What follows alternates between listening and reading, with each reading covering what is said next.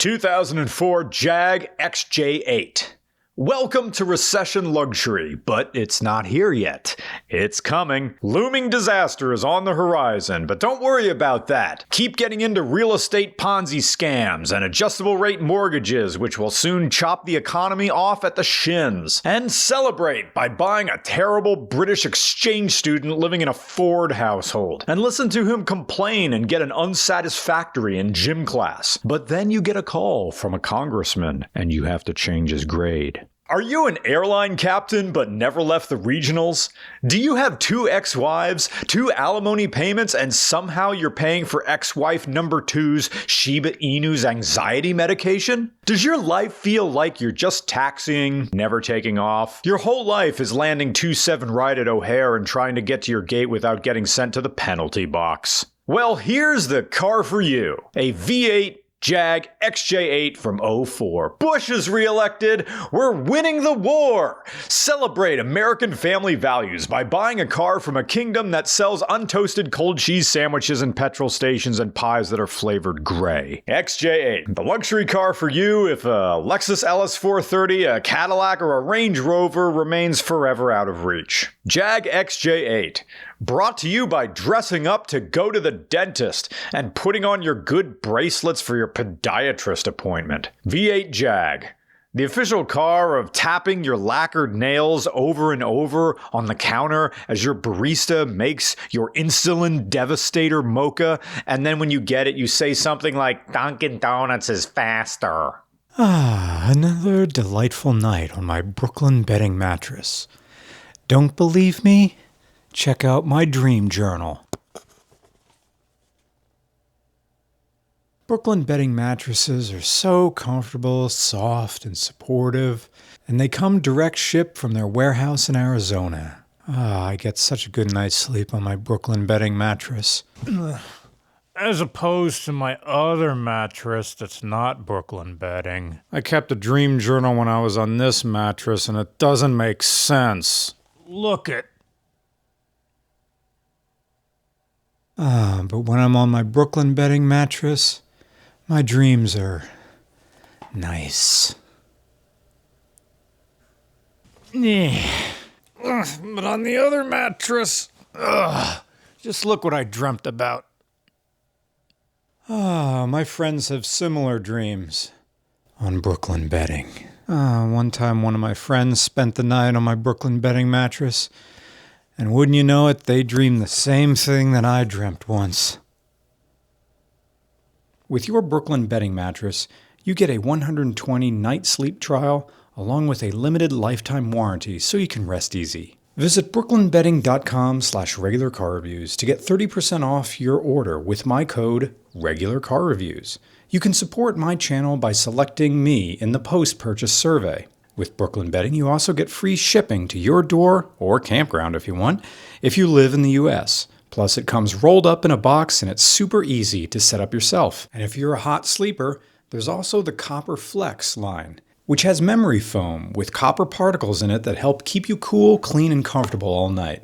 Once again, visit brooklynbedding.com/regularcarreviews to get 30% off your order with my code REGULARCARREVIEWS. The link is in the description. Thank you. Jag XJ8. I gotta tell you a story. My entire history with this car, I swear to God, begins on Mahantonga Street in Pottsville, Pennsylvania. Because I worked at the Yuengling Mansion, the actual home where the original brewers lived. It's an art center now. And I was groundskeeper Willie, along with a kid from Pottsville. I'm not going to say his name because I don't know anyone. But he went to Pottsville High School, I went to Blue Mountain, and then there was an older guy who worked there. And we just mowed lawns, we fixed stuff. But the person in charge, I'm not going to say her name, the person in charge drove an XJ8 and it was new, right? And her lore was incredible. She used to be an art teacher, but she had like a mental breakdown, like a psychotic break. And she ended up managing the, I guess at that time they called it the Pottsville Center for the Arts or the Yuengling Center for the Arts. Most of the mansion, the Yuengling Mansion in real life now is kind of like a community center. I mean, they have weddings and stuff like that, but then there's art classes for the kids in the summer because they have a huge carriage house. I'm getting deep Pennsylvania lore, but it matters. It matters about this car because the director She would have daily anxiety fits over the chairs, right? There were a lot of, it's a mansion. There's a lot of tables and a lot of chairs. And when there was an event happening, say like a wedding, instead of mowing the lawn, instead of weeding, instead of doing the basic upkeep of this property, we would play a game that we called musical chairs, but it was a different kind of musical chairs.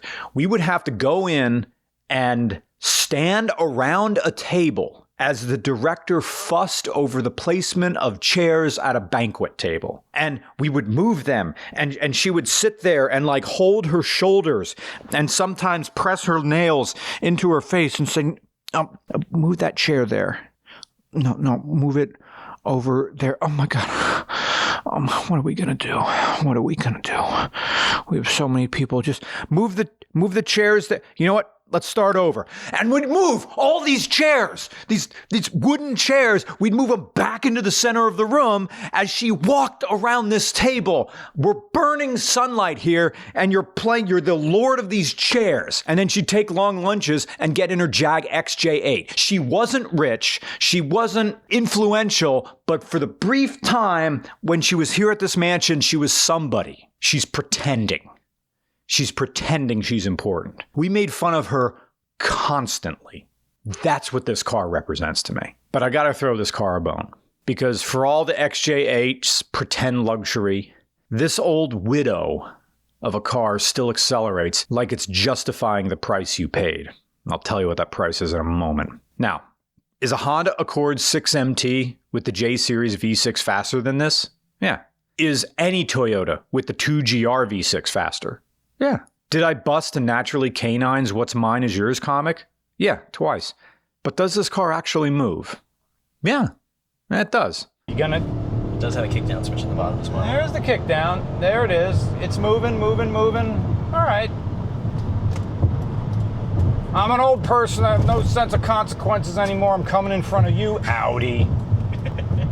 That Audi is going to roar around us in a moment. I think technically, yeah, this is a double din right here, but during the early 2000s, late 90s, they tried to shape it weird. Oh, can the camera see there's burn in right there? No, wait, that's not burn in. This is just a liquid crystal display screen. That's a more sophisticated one. This one isn't. This one is like a Tiger handheld's, like Top Gun, like shitty video game screen. Yeah, that's like a calculator screen. Well, that person is letting us go, so we're going. Okay, I enjoy that. The kickdown did not make me wait too long. Sport mode makes it a little bit more eager to, There's hold. a sport mode? That's what's supposed to firm up the suspension, sharpen the transmission. But Sharpen the transmission? You mean hold it in gear? Basically, it'll stay in lower gears a little longer, and it'll respond to the amount of throttle a little bit more readily. All right, I'm enjoying the engine sound. Flat, well, I don't know about this flatness. For what was competing with an LS430. Right. Bombing around in this thing just gives me a deep pleasure to be like, Grandpa never did this, and it doesn't look like it should, but it will. This would be fun on autocross. Oh, yeah. For just pure comedy. Leave it in second or third. You could be a real estate agent. Oh. Real estate agent, not in any metropolitan area. You could be a real estate agent in Allentown, Bethlehem, Easton. You could be a real estate agent in Harrisburg. Now, if you drive this in like rural PA, that's where the facade of this, people honestly believed that this car is fancy. This is a high roller. Oh, this is one of them suits drives this. So for a lot of people in the 2000s and later as these things became cheap, this is as much luxury as you're gonna get. But then again, I'm not now. When normally I drive cars for RCR, the second I drive them, I start liking them. Like, okay, this thing, if you ask it to boogie, it will. It's grandma who still knows how to suck dick. Oh. Yeah. But if she needed a favor from Mikey Winoski, the HVAC guy, she knew how to fondle balls and find the taint at the same time. This Jag is the personification of small town rich. You can't afford a Rolls, but you've saved up just enough to appear successful at a glance. Maybe you hit the Powerball, but you didn't hit all the numbers. You got $42,000. So you're going to buy I'm making big air quotes here, nice car. And you land on this. The automotive equivalent of a man whose shirt becomes untucked every time he sits down. This car looks nice until you really notice it. So, power. What's under the hood is a 4.2-liter V8.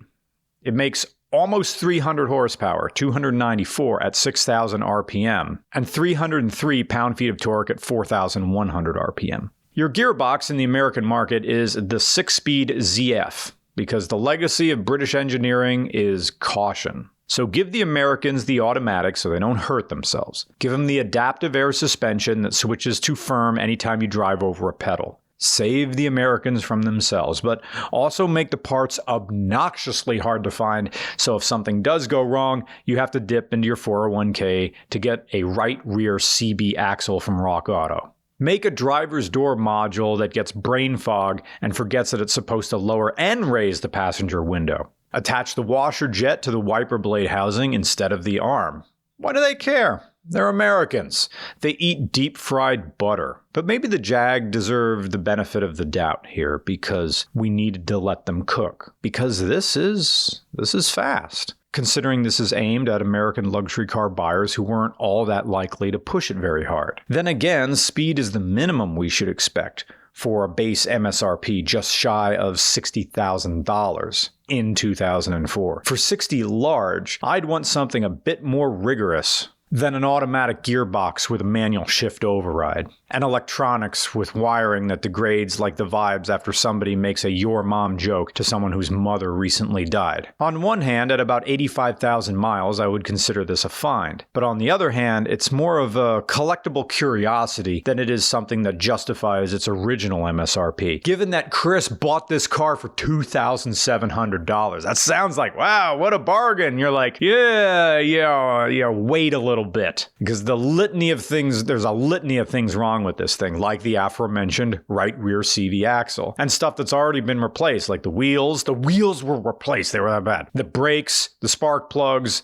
the radio fuses. How does it blow a fuse on the stock radio? Well, it's a Jag. It found a way. All told, he's probably still coming out ahead on this, because this Jag has shown a durability that isn't typically associated with luxury cars, let alone British luxury cars. On the other hand, at 85,000 miles, how much has this car really been tested? The roads around here have swallowed up cars better than this, bigger cars than this, sturdier cars than this. And this comes back to the central issue with the Jag XJ8. For a luxury car marketed to American audiences, it's not big enough to really be an American luxury car. It's about the size of like a Ford Contour, or if you're overseas, the Ford Mondeo. It's a miscalculation made in good faith, because they generally did try to scale up for the Xbox 360 generation. They gave us an all-aluminum unibody design and chassis, among the first for a mass production car. It's 2.6 inches longer, 2.7 inches wider, and 4.3 inches taller than the previous generation, with 25% more interior volume, but it's still small on the inside. It was 40% lighter and 50% stiffer, and you were supposed to believe that this car was ready to fly,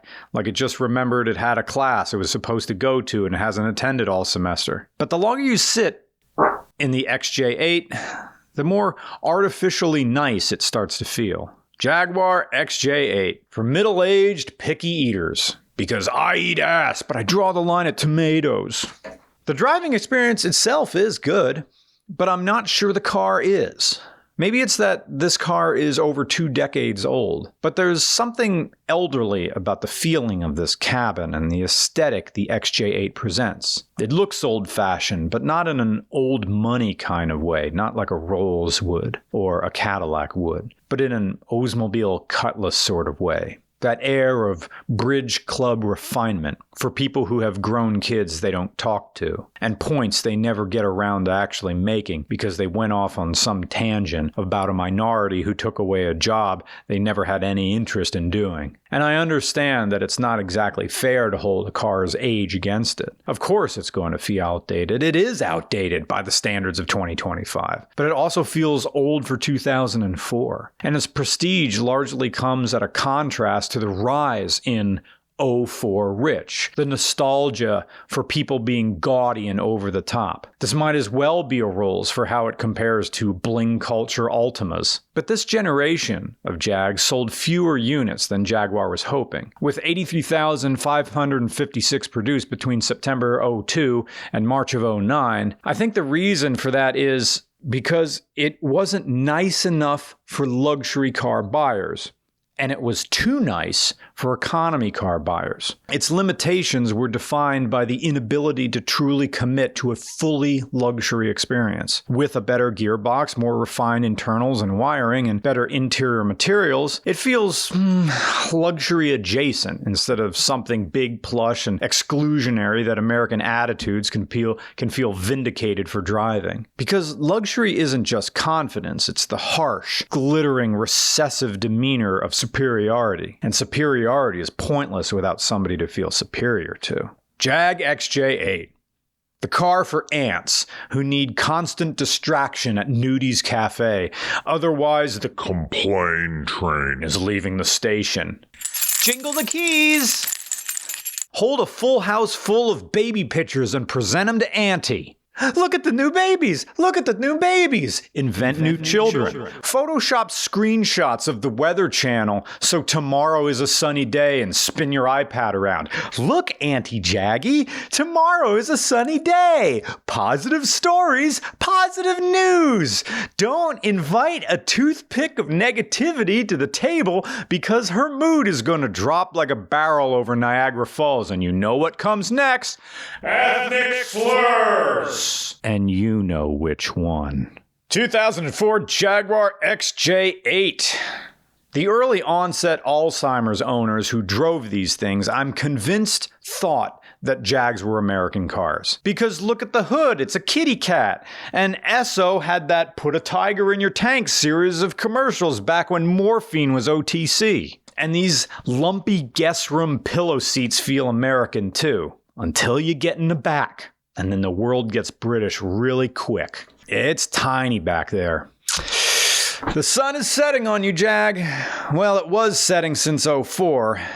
And the sarcophagi who piloted these dreadnoughts have expired by now. Jag XJ8. The car for fussy eaters who order chicken tendies at age 83, cutting up each one into little squares and drowning them in house ketchup. Just because everything inside a car is round and soft doesn't make the vehicle luxury. Putting a foam pad on a lab table stool doesn't make my glutes happy. I'm looking at you, cheap coffee shop. Just because I sink into these seats doesn't mean I belong at a red carpet. Luxury is stitching that holds together after 20 years. It's visual lines that let you feel at home in King of Prussia, Kensington, or Center City. Luxury is confidence. The Jag XJ8 is an insecure 58-year-old district manager from Target wearing a Pagani design watch and flying premium economy. Welcome to Cincinnati. Are you here on business or pleasure? Yeah, hopefully both. And then he farts,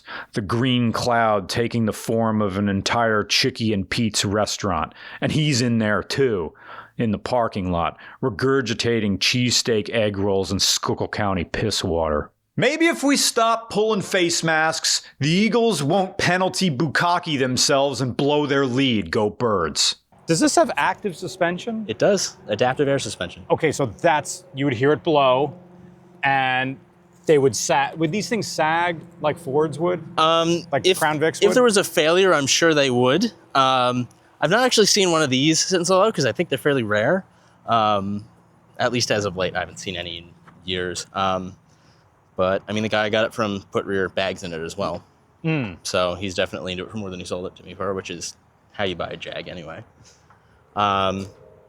But yeah, I think they're Someone not hit too the bad on this. Powerball and bought this car. Yes. But not a big one. They hit 2 numbers or something like that and won $42,000 and bought one of these things in 2004. And then they went around like they were smart. Or someone, well, now you can bet anything, and I don't think I'd ever do an ad read for any of the betting sites these days, but back then, someone did place a sports bet, won, and then bought this thing, because anybody with any brains in their life in 04 would buy a Lexus LS430, not this hunk of overpriced, pompous, but ultimately, like this is like the back of a Camry in here. To me, this is not luxury. This is just this is just a BlackBerry phone with a bunch of little plastic jewels glued to it that you got from a kiosk in the Berkshire Mall. Because Nick, can we go to your Camry real quick? I'll bet yours is an 02 Camry, right? Yeah. I'll bet this 02 Camry is going to be so much better in the back than that Jag. What are those things MSRP for? You know what? Since that's the most basic one I've seen, I'm going to guess it might have gotten into the 40s, but it might have been higher. I'm really not sure. I'm moving your... Oh, come on! I got like 2 more inches of legroom. The seat feels so much nicer. I know the car was sitting in the shade, but the quality of cloth in this basic commuter car, I have more gooch room, I have more room for my balls. I'm not squished. I'll bet this door even, now that's how a door closes. So I get that snap back. I just looked it up. It says the MSRP in 2004 for that was 60 large. Whoa. What is Yeah, that you got adjusting? me. Adjusting for Inflation? Many. Let me see. Yeah. So it would be 102 grand. That is $102,000 today? What the hell? I'm surprised it had a 71% cumulative price change. 102. If this was sold today, this would be $102,000 to just impress your neighbors who didn't like your snow shovel, to just impress your neighbors who, you buy one of these, you're living in a row home in Mount Carmel. Shout out to Mount Carmel. You hit 2 figures on the Powerball, you buy this, but you still have your air conditioner in your window with a trash bag over it in the wintertime. That's who buys these things. Well, I just want something nice in my life. Ew. It's like the front passenger seat of this. The front passenger. Yeah, Camrys are better. I'm just squished here. If I put my electric seat back, if I put the seat back in a place where I feel comfortable in this, a luxury car, the front passenger should never intrude back here, and it so does. Ugh, look at that. My knees are in the cutout here. I reclined it a little. I reclined it to a place where I am comfortable up there. We're gonna do the Philly to Pittsburgh run, and I wanna be comfortable. I'm gonna put the seat back a little bit. I'm gonna move it back. We're in the car for like 4 or 5 hours. But if someone was back here, they have to be in their Spirit Airlines back here. You bought this car, Chris Napoleon.